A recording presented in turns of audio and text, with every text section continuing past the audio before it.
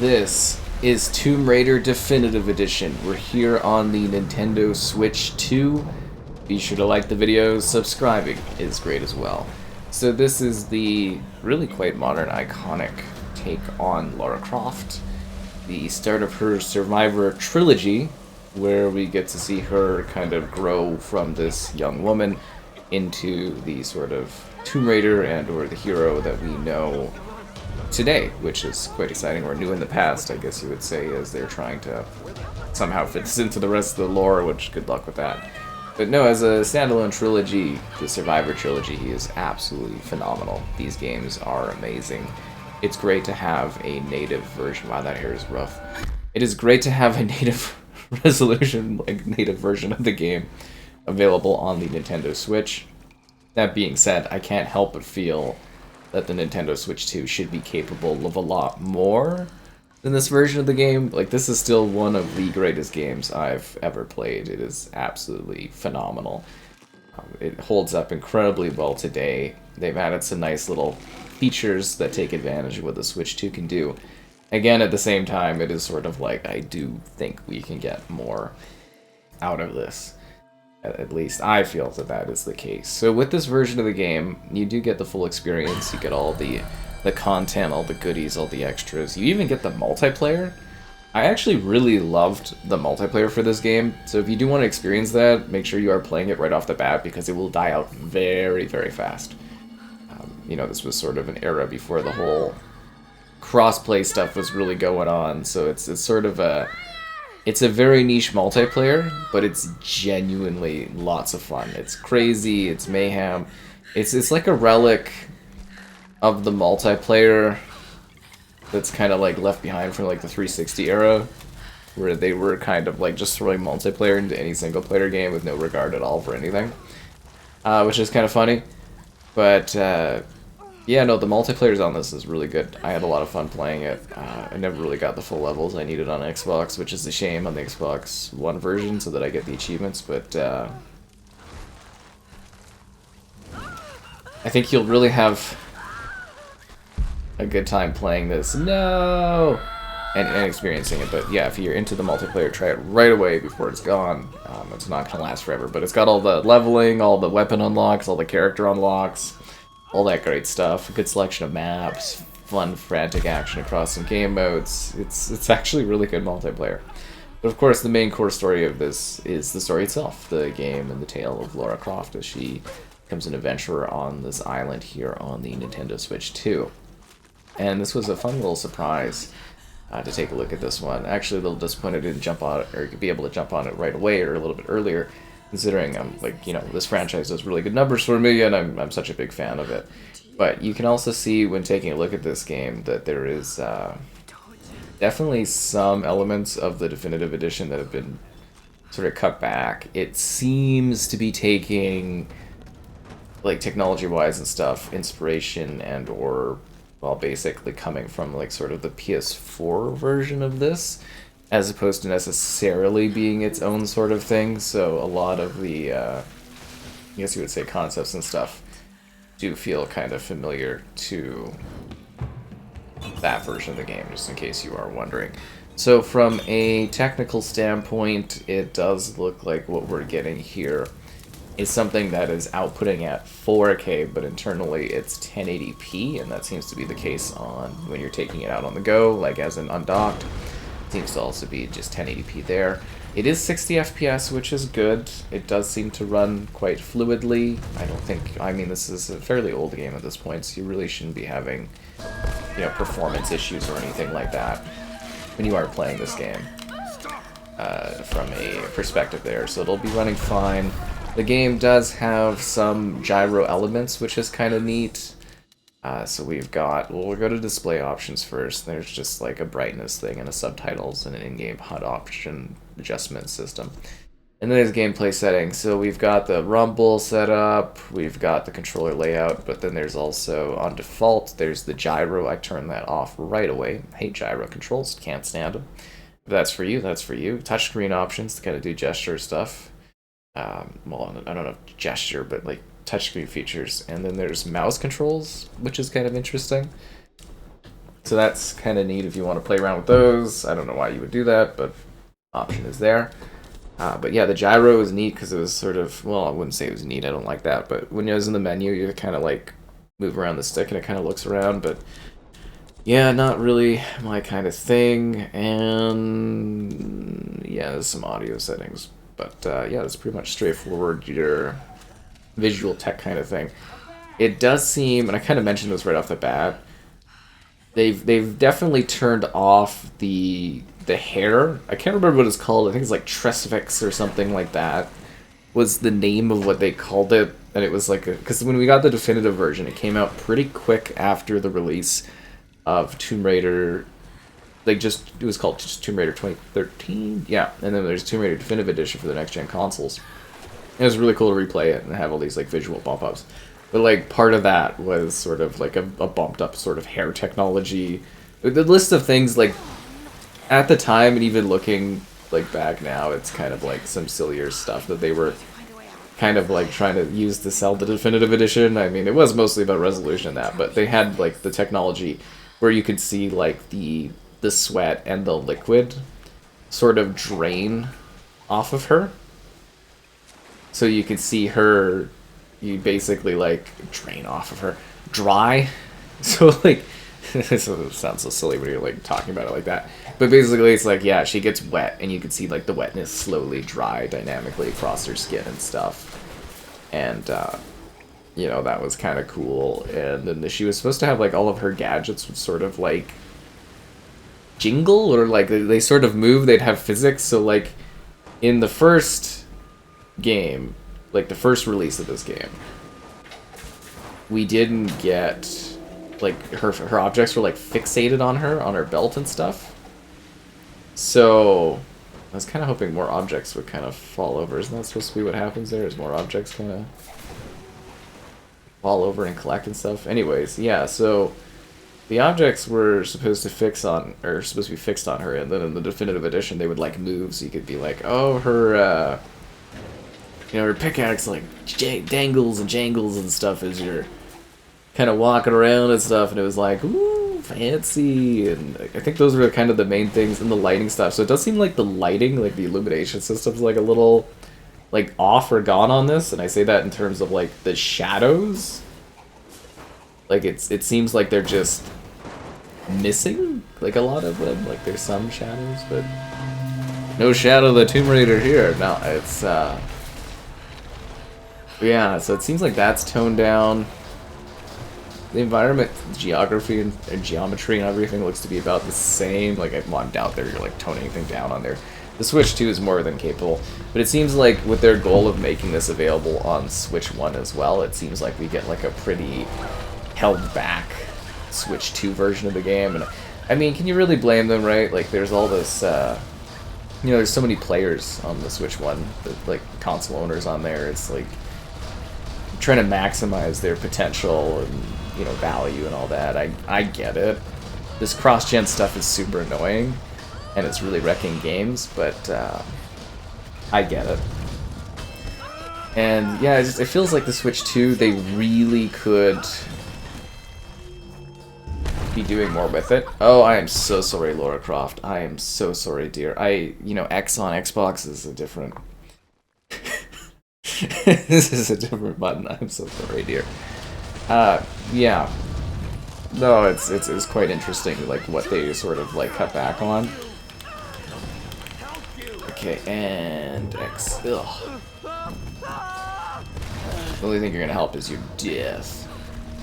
And it does also seem, and you'll see it, like, kind of when we get out of there, like, it does seem like there are foliage cutbacks.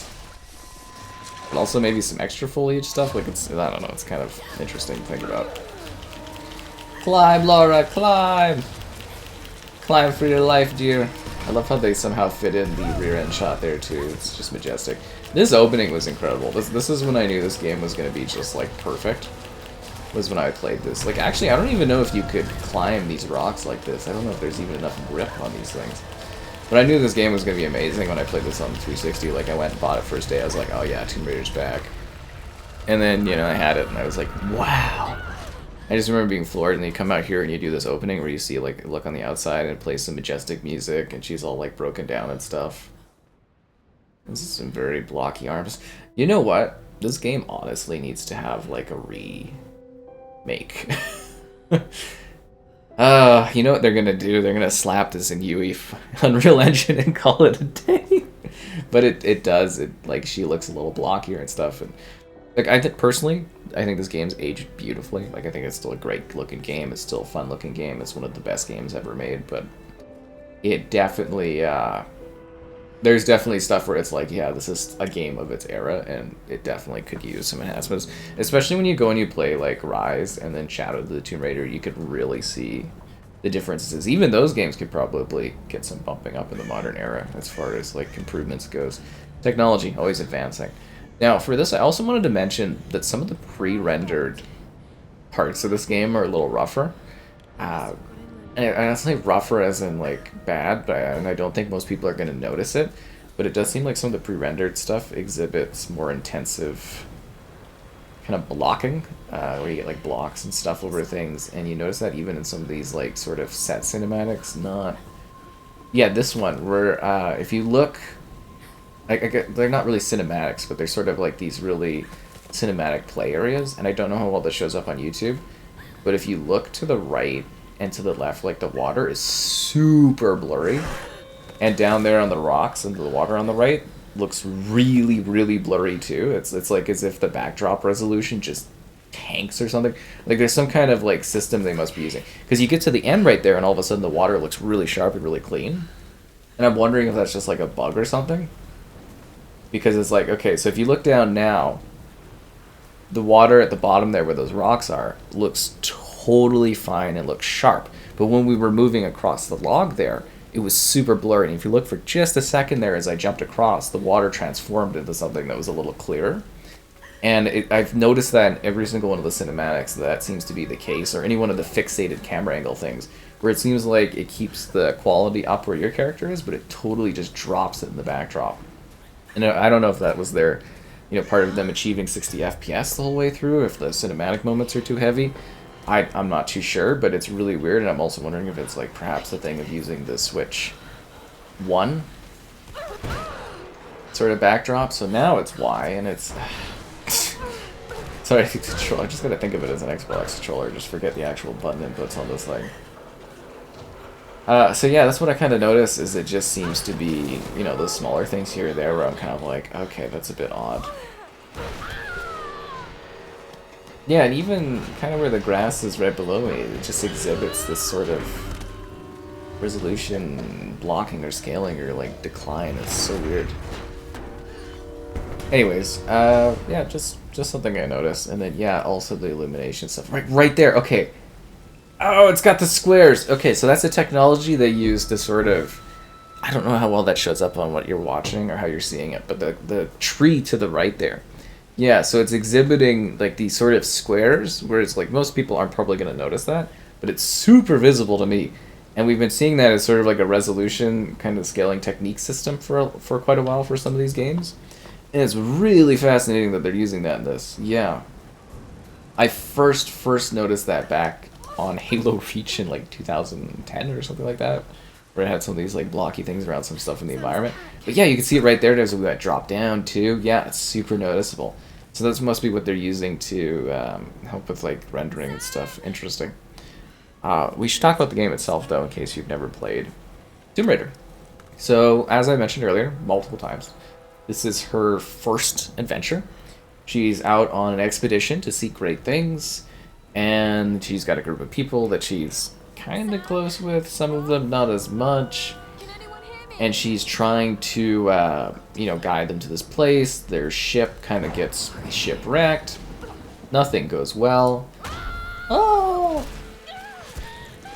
And she is attempting to now survive. So you get to see somebody, like a young woman that's sort of used to a cozy-ish kind of life. Like, she's she's got money. She comes from money and stuff. And emotionally rough upbringing and that with her, parents, and that's explored over the course of the games, blah, blah, blah.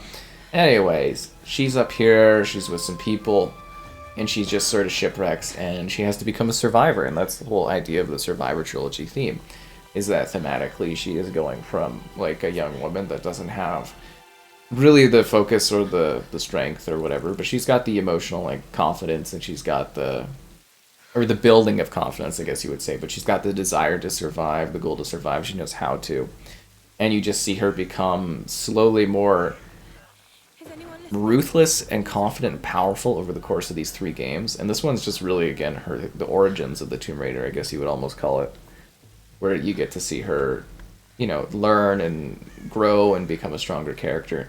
And it's so well done, and you get to do all this like survivor stuff where you like sort of scavenge from things in the environment, like you get hides in that, and that allows you to do light crafting and mechanics like that, so you'll kind of improve upon your weapons and your tools that you get, but mostly it's like you kind of start out with your bow and arrow, and then you get some guns and some other things, and you use the scrap and stuff to improve them, and then, some other little gadget tools and stuff that you get across the story, and some really vicious, intense combat when it's like melee and stuff, and a lot of very action-oriented scenes. You move from area to area kind of like really fast and fluidly, but it is like a semi open world. See, here's a fun part. Sam's in this. She's a neat character, but like, yeah, she's not really a part of the overall. Like, I think you have to read the rest or watch. You read the rest of her story or engage with. I'm trying to think of the narrative thing, because I believe her stories continued through comic books, and I guess that are you reading comic books? You're more like viewing them, right? As to say properly. Anyways. Yeah, this one kind of sets some characters up, and then other things. And I was always really bummed out in the other Tomb Raider games, where I was like, where did Sam go? She's this very important character to Lara, and then she's just kind of like gone out of nowhere, and it was really weird. Really weird. Anyways, yeah, they do a great job with the story stuff. Obviously, I'm here more showing gameplay off because, well, you want to see how it runs and looks and everything like that. But yeah, no, the story, it's so good, so well done. It's pretty decently lengthy. There's not necessarily a lot of replay stuff in this one. They do,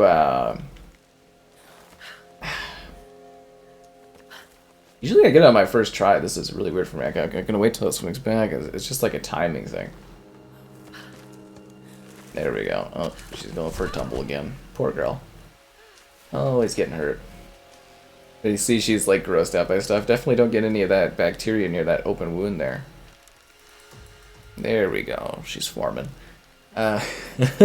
There is collectibles to find within the world, which have a bit of a lore and setup to them. So as you gather these resource things, these info blocks, you kind of get more of an idea of like the cultures and that are around on this sort of island. And I love how these games always sort of mix between the idea of something that is, I guess you would say, sort of supernatural, but it is very firmly grounded in a realistic sense, in a realistic world. So it is actually trying to be like a real world in that. And it does kind of lean on some things where you kind of would be like, oh, is that supernatural, is that not? It's so well done. So anyway, she's gonna gut that thing up, but we're just gonna skip that. But yeah, this is literally her learning to survive, and that it's so well done.